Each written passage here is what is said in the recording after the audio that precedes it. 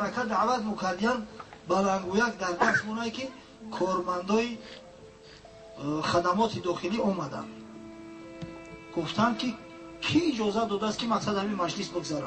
گفته برادران ما مهمانیم مثل شما، ما را دعوت کردن اومدیم. انشالله آخه همین دوملو امام مسجد خودش میدونه، این محله به خودش رئیس داره. رئیس ملک به درجه گرفتن خودشون پنهان کردن که همین قدر میجویم پیداشون نمیکنن، ترسیدن خودشون به جوش دیدن. خیلی گفته ما هم به دعوت اومدگیم، هر چیزی که بفرمه اختیار تو.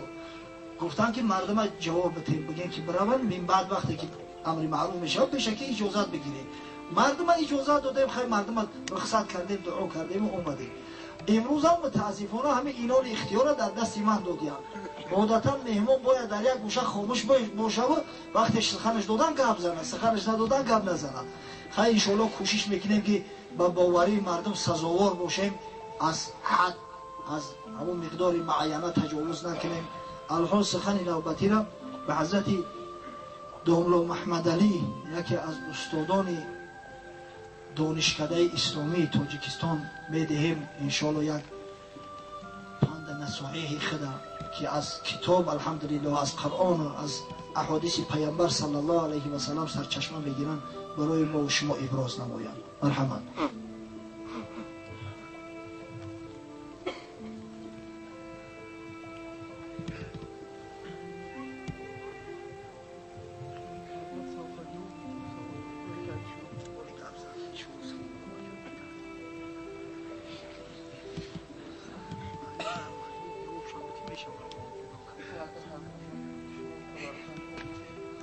بسم الله الرحمن الرحيم. الحمد لله رب العالمين، والعاقبة لأهل التقوى واليقين، والصلاة والسلام على أشرف الأنبياء والمرسلين محمد وعلى آله وأصحابه أجمعين. اللهم لا سهل إلا ما جعلته سهلا، وأنت تجعل الحزن إذا شئت سهلا. لا إله إلا الله العظيم الحليم، لا إله إلا الله رب العرش العظيم، لا إله إلا الله رب السماوات ورب الأرض رب العرش الكريم. اولا برادران عزیز و پدران ارجمند و همدیاران و اهل این محله عزیز ما، استاد ارجمند اکی دوملا عبدالرحیم و همه دوملاها و قاری هایی که در اینجا حضور دارند، قاری شمشاد جان و دیگر قاری های عزیز و ارجمند را به سبب قدم رنج نمودنشان در این محفل خیر ما و شما و زیب و زینت گرفتن این محفل ما و شما از حضور این دوستان و بزرگان، به اینها خیر مقدم گفته از خداوند بزرگ کامیابی های دینی و دنیوی و موفقیت های هرچی بالاتر و والاتر را برای این مهمانان و شما برادران عزیزی که این صحن محفل را زیب و زینت داده اید از خداوند بزرگ خواهانم و از خداوند بزرگ طلب دارم که ما و شما را از جمله پیروان حقیقی بهترین فرزندان آدم محمد صلی الله علیه و سلم بگرداند و الها این جمع ما و شما را از آن جمعی که خداوند بزرگ گناههایشان را میبخشد و ثواب بزرگ را در نامه اعمالشان درج می نماید، الها آن ثواب بزرگ و آن بخشش گناه را نصیب یکایکی ما و شما بگرداند. البته این بهترین نعمتی که خداوند بزرگ به ما و شما فرستاده است پیغمبر خدا صلی الله علیه و سلمند که خداوند بزرگ در قرآن کریم می‌فرماید عدلی که الحمدلله طبق آن پادشاه و فقیر در نزد درگاه بارالعدل در یک حکم قرار دارند. نزد قرآن بنده و مولا یکیست، بوریا و مسند دیبا یکیست. عدلی که دامنه دهنده اون حضرت رسول الله صلی الله علیه و سلم تأکید بکند عدل الساعه خیر من عبادت 60 سنه. 1 ساعت عدل داد بهتر است از 60 ساله طاعت عبادت. شاه را به بود از طاعت 1 ساله و زهد قدر 1 ساعت عمری که برو داد کند. بسیار واقعا موضوع مهم است.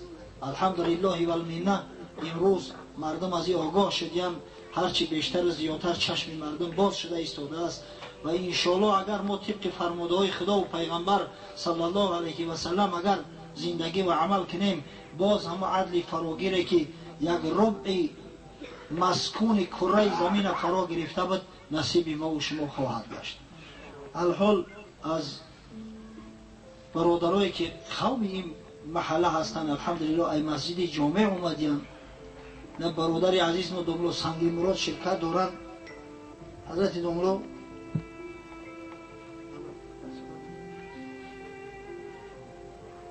حضرت راستی که غم جان شما را خورده است که بسیاری بعد معطل نشوه، التماس شام کردیم با کلا نگرفته است.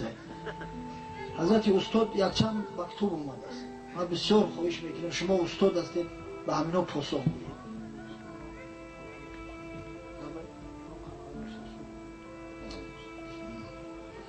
مولوی میگه چند روزه که در این ملک جهان مهمانی با ادب باش که خاصیت مهمان ادب است، اما نمیگذارند با ادب باشی. خب مکتوب اومده است سلام دوملو از شما خواهش داریم یک گروه دخترها بدیم درباره سطر سخن بگویید. یکی از موضوعهای بسیار داغ چی در مملکتی ما چی خارج از مملکت موضوع سطر است. سطر عورت، پوشانیدن عورت که فرض از فرایض خداست. قبلا پیش از او که صحبت شروع میکنیم اول من گویم که حکمش چی است برادرای عزیز. همچنانه که 5 وقت نماز در یک شبانه روز فرض است، همچنانه که روزه ماه شریف رمضان فرض است، همچنانه که زکات برای شخصای صاحب نصاب فرض است و طواف خانه خدا از برای کسایی که قدرت استطاعت دارند فرض است، همچنین پوشانیدن عورت، ستر کردن عورت فرض از فرایض به خلاف اسلامی است که خداوند متعال صراحتاً در قرآن عظیم الشأن آن را بیان کرده است. در سوره احزاب در آیه 59 خدای بزرگ جل شأنه با پیغمبر محبوبش محمد صلی الله علیه و سلم مراجعت میکند. استعیذ بالله یا ایها النبی قل لازواجک و بناتک و نساء المؤمنین یدنین علیهن من جلابیبهن. الآیه. ای حبیبی من، ای محمد، ای نجات دهنده بنی بشر، اولا به زنهات امر کن، بعدا به دخترهات امر کن و نهایت به تمام زنان مسلمان یدنین علیهن من جلابیبهن، تا اینکه جلباب در سر افکنند، تا اینکه عورتهای خود پوشانند، گردنهای خودشون محکم کنند بر رومال. یکی از همه آیتهای بسیار صریح قرآنی است. همچنین در سوره بزرگ نور والله اعلم در آیه 31 خدای بزرگ باز امر میکنه به پیامبرش محمد صلی الله علیه و سلم و قل للمؤمنات یغضضن من ابصارهن و یحفظن فروجهن ولا یبدین زینتهن الا ما ظهر منها ولیضربن بخمورهن علی جیوبهن.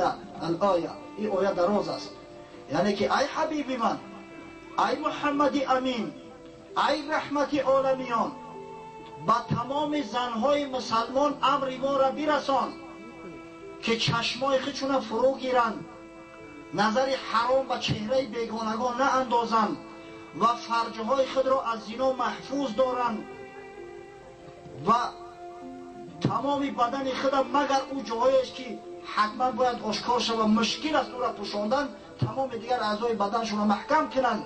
برای زن حر، برای زن آزاده برهنه کردن گردن حرام است، برهنه کردن دستا حرام است از بند بالاتر، برهنه کردن پاها حرام است از بجلک بالاتر. همین را امر کرده است و در سراشو میگه چادر پرتویم. ای مردم، یک زمانی اتئیسم جنگاور بود و همه شما اکثریت در همون زمان زندگی میکرده، در زمان سوسیالیستی همه قدر سخت بود، اما الحمدلله و المنه همین زنای کلینین، همین محله کلینین که امروز الحمدلله نام اسلامی و نام خوبش ماندیان، نام تاجیکی مهرآباد، از همیشه خارج میشیدن. ما میدیدیم و بچه بودیم در سراشو چادر داشتن مثل اینمی. خب چی بگیم اونمو یک تاهایی که دخترها میپوشن، خلطی که دخترها میپوشن، همون خیلی یک تای سفید داشتن باور کنه، همون را در سرشون میکشیدن زنکو. کسی را طعنه نمیزد، کسی را منشقه نمیگفت. امروز ما را چی بلا رسید است؟ تمام دنیا به سطر اومدیم.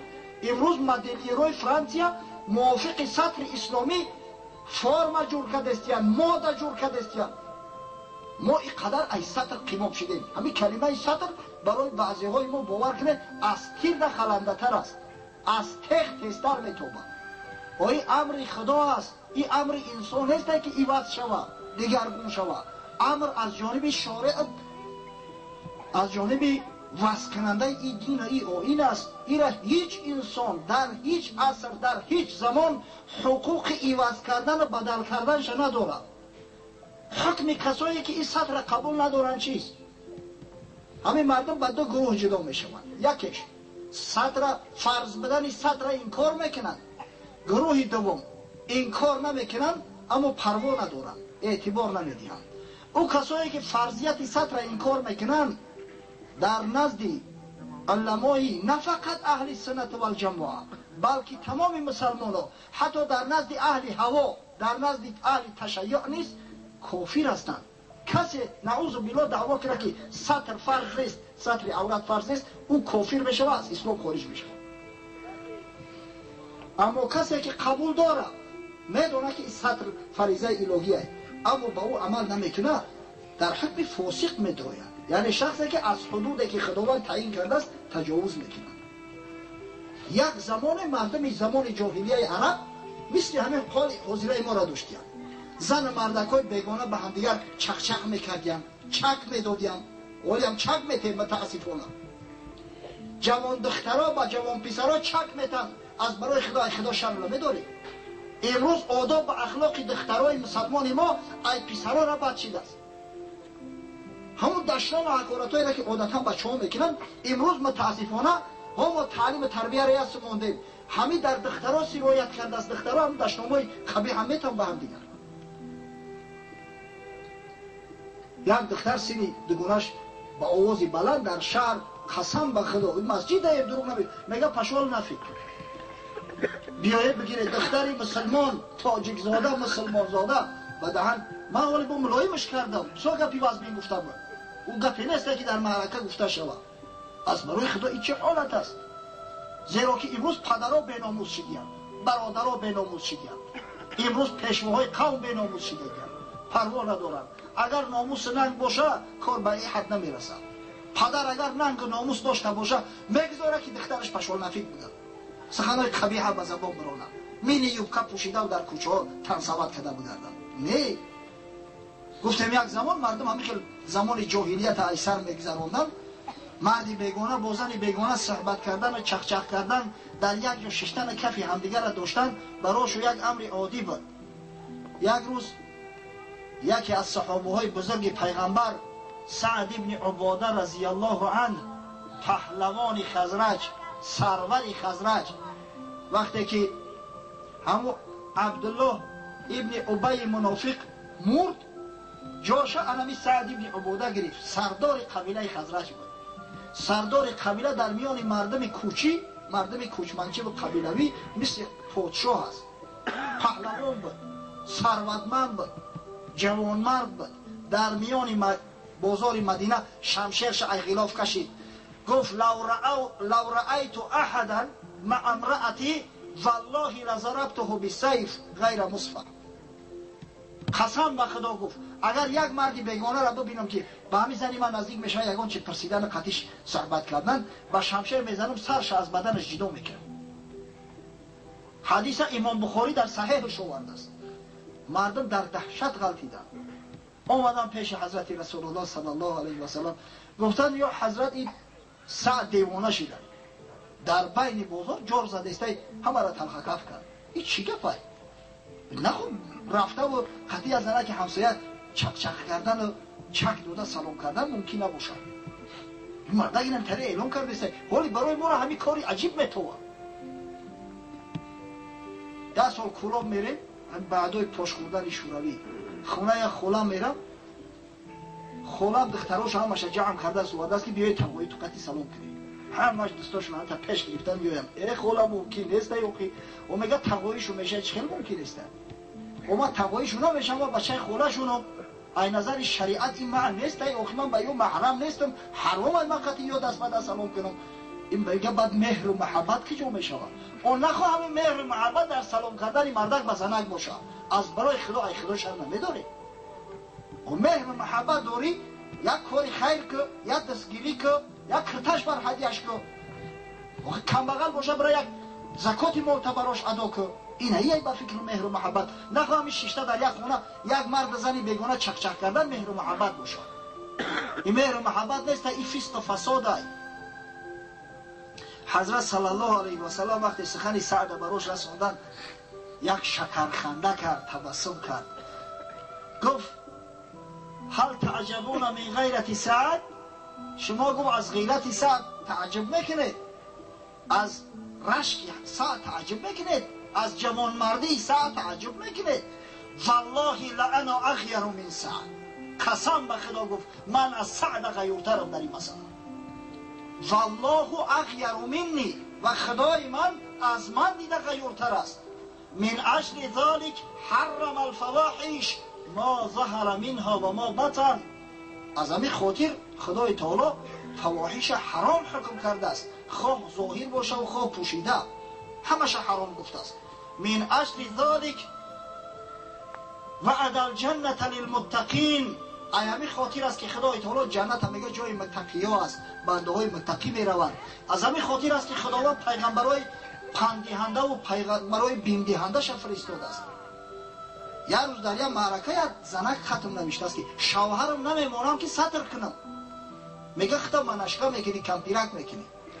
زنی که ببینه عادتا زن از نظر عقل، از نظر مثلا تفکر میگن از مرد کمتر است، پستر است. از همین خاطر اکثر اگر پارلمان های دنیا را ببینیم اکثرش مردها تشکیل میکنن، زیرا زن هم از نظر منطقی ضعیفتر است. بعضا ناقص العقل ناقص الدین هم میگیم. همون زن با وجود همون ناقص العقل بدن، کم عقل بدنش، ببینید زن طلب ستر داره، از غضب خدا میترسه. اما شوهر ناقص العقل احمق ببینه که همون زن با از ستر منع میکرده است. مردای بیچاره آرزو میکنن که زنامو ستر پوشه گپاشون نمیگیرن. بیچاره خواهر خودش راضی به دست میگه من میخوام ستر پوشه شوهرم نمیمون. ای مرد یا میگیری شوهر.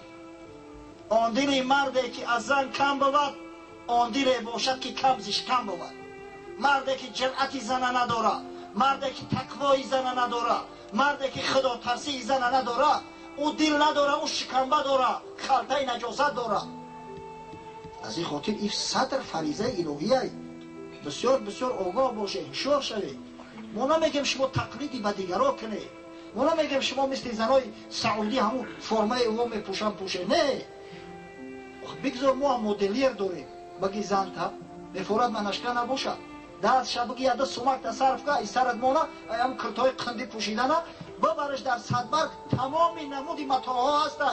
بهترین شخص که بگذار هم مدلیر بدوزش، اما سطر کنه وقتی کرتره میدوزه، گردناش محکم باشه، آستیناش تا همین بنده باشه، پوشانه همون زنه که سطر کنه به حسن جمال ببریه در کوچه. نه منشکش میگن نه کمپیرش میگن. از خدا نمیترسی، نه زن مسلمان ها منشکه بگن. وای زنای خدا ترس هستن. وقتی که زنک سطر داره رحم خدا میآید، رحمت خدا میآید، رحمت خدا بالای اون مردم نازل میشود. اما زن وقتی از خدا هم شرم نداشته باشد، از بندهای خدا را شرم نداشته باشد، در این صورت لعنت خدا بالای همون قوم نازل میشود. فراموش نکنید. خب گمان میکنم کفایه است. خب یک برادر گفته است از شما خواهش داریم درباره حلال بدن بزنگی صحبت میکنید. این کدام بزنه است؟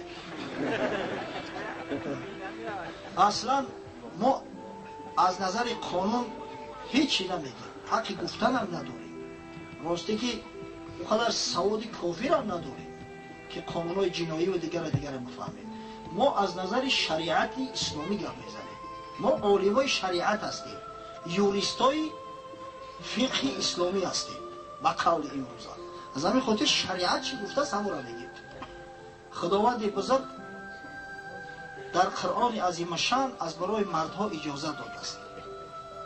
استعیذ بالله فانکحوا ما طاب علیکم من نساء مثنی و ثلاث و رباع. فانکحوا ما طاب لکم من النساء مثنی و ثلاث و رباع. یعنی که از زنها شما نکاح کرده گیرید، یکتا میگیرید، دوتا میگیرید، سیتا میگیرید، چهارتا میگیرید. یعنی حدی اقل یکتا، حدی اکثر چهارتا، مینیموم یکتا، مکسیموم چهارتا. تا چهارتا اجازه داده است. چرا تا چهارتا اجازه داد؟ زیرا که تا اسلام اصلا در جامعه ها زیاد زن گرفتن یک امر عادی بود، معمولی بود. مردای بودن 100 زن داشتن، 1000 زن داشتن. در حدیث صحیح اومده است حضرت سلیمان علیه السلام 100 زن داشته است. میگه انشالله قطعی زنان نزدیکی میکنم، ای هر کدامش خداوند یک بچه‌ای میته، خودش یک لشکر میشه، یک بتالیون، یک کاوالریا میشه و دیگه محافظان همش بچه‌های خود میشه. اما انشاءالله ها فراموش میکنم. میگه از همون 100 زن یک تاش یک پسرک تولد کرد، اونم با نقصان بود، نقصان جسمانی داشت در بدنش، زیرا که انشاءالله نگفت. و حضرت صلی الله علیه و سلم سوگند یاد میکنه که قسم به خدا اگر میگه سلیمان برادرم انشاءالله میگفت، خداوند 100 پسر نازنینش میگفت. و در مردم عرب هم زن گرفتن یک امر عادی بود. این زن یک مال متاع بود. چرا ما اینقدر درباره اسلام میگیم؟ شرافت اسلام، نعمت هایی که خدای تعالی توسط اسلام به مردم عطا کرده است. زیرا که زن آزادی داد. والله بالله تالله، و همین 3 لفظی که قسم به او درست است، قسم یاد میکنم، در هیچ دین و دیانت، در هیچ قانون های هیچ دولت او قدر آزادیه که اسلام برای زن عطا کرده است داده شدگی نیست. این مردم آزادی را در چی میدونن؟ زنک میتونه که رنگی مردکداری برای بیتمون بریسن. اسلام خیلی نمیفرمه. اسلام شوهر را مجبور میکنه صداقی زن به مهرشه، نفقش هم مرده محیا میکنی. اگر تو پادشاه دختر هم که زن کرده باشی، مرده نفقش هم محیا میکنی. تمام شرایط هم محیا کن. اون زن یه حقهای داده است. باور کنید در پیش دیگر مردم نماینده های دیگر دین میگیم حیوان میشون. میگن ما گمان میکردیم این اسلام محدود کرده است حقوق زن، نمیدونستیم اینقدر زن آزادی داشته است. تصور کنید زن کودک میزاید، اگر خشش نتا که همون کودک سینه بته فیگور هم ویران میشود. گفتن شوهرش هم میگه که برای یک دایه بگی بیار کودک تا صغیره تا مکانده میگیره، ما نمیبکنش. شما را تصور میکنید در کجا همین کار هست؟ حتی همون زنای اشراف در اروپا این کار حقوق نداشتن، مجبور بدن سینه میدادن. اما در اسلام زن تو همین درجه رو آزاده. بعضی آزادی های دیگه دروغی من میترسم از اگر بگم بعد همه قبلش نشه.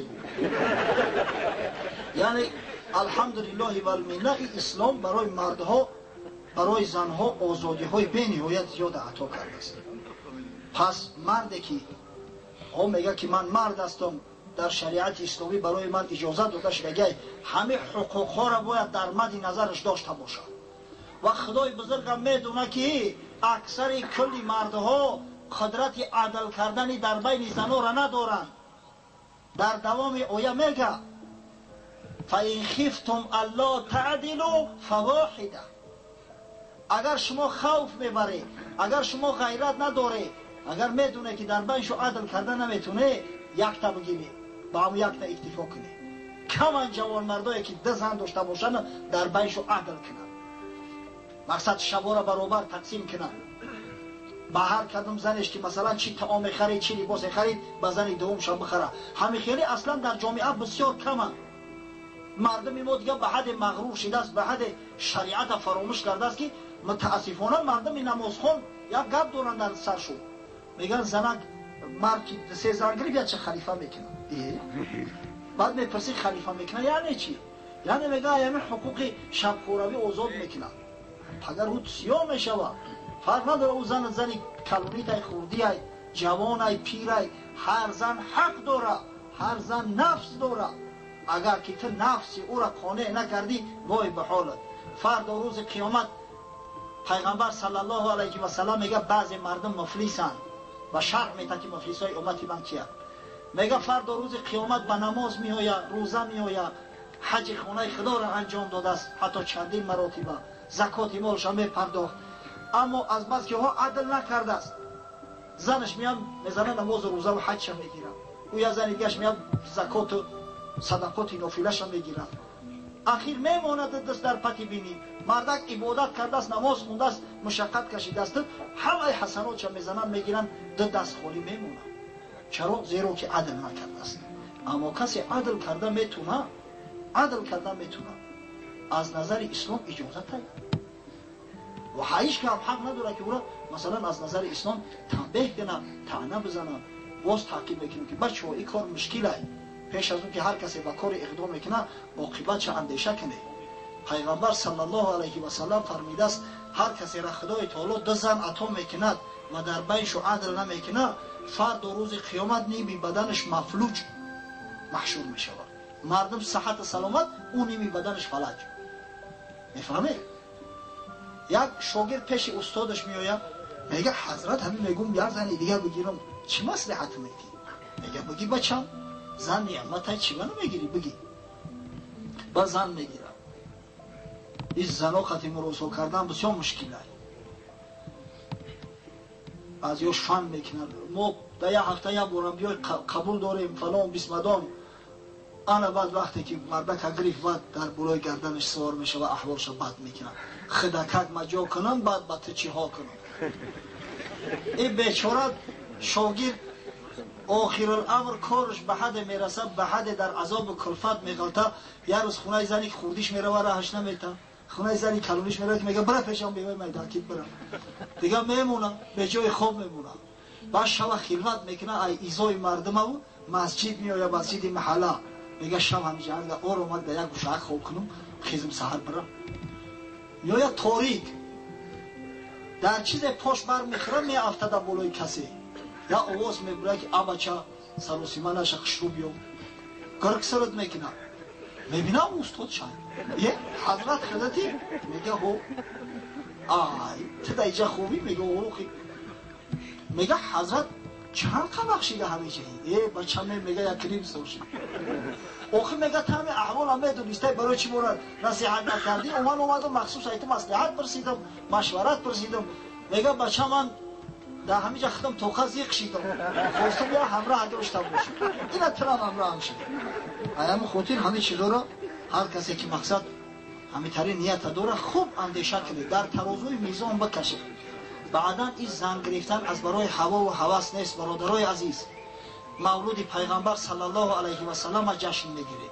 ببینه امروز متاسفانه بعضی کافرها و بعضی منافقات طعنه میزنن حضرت رسول الله این قدر زن گرفته است، اما یگان کس از روی عدل انصاف همون نوجوان مردا بیان نمیکنن که حضرت صلی الله علیه و سلم غیر بی بی عایشه مادرم و دیگر یگان دختری باکیره نگرفته است. پیغمبری که مردم انصار، مردم مدینه پیش از او که دختراشون شوهر بتن به نزدش می اومدن که یا رسول الله من دخترم به بلاغت رسیده است میخواهم شوهرش بتم، میخواهی در تو نکاح کنم بتمش؟ حضرت قبول نمیکرد. ببینه این بزرگمرد اون زنا را به خاطر علم یتیمکا را نگهبانی کردن. عادتا همون زنایی که مردایی که در جنگ در جهاد شهید شدن همونا را میگرفت که به پرستار نمونن. اما دشمنا را ببینه که بچی مقصدای مغریزانه بدبختانه استفاده میبرن، اما گپی حق نمیگن. همه حضرت غیر بی عایشه مادرمون یگان دختری بکیره نگرفته است. امروز متاسفانه بعضی یگیتای ما فقط دختری بکیره میکنه، میگیرش از پس سرش میتابه دیگه میگیره. والله در پیش خدا جواب میگه. زن دیگه کسایی میگیرن مثلا که بسیار ترحم میکنن به حال یا بیوزن، برای آنکه او بیوزن در قد کوچه نبراید، کوچگی نشود، همون زن میگیرن که همون یتیمکاش تربیه کنن. مردم ما قصیر میکنه که نزایا بچه نداشته باشه، یعنی که اون زن به خاطر اون نمیگیره که یک خدمتی در اسلام کرده باشه، برای یتیم کرده باشه، فقط برای همون شهوتی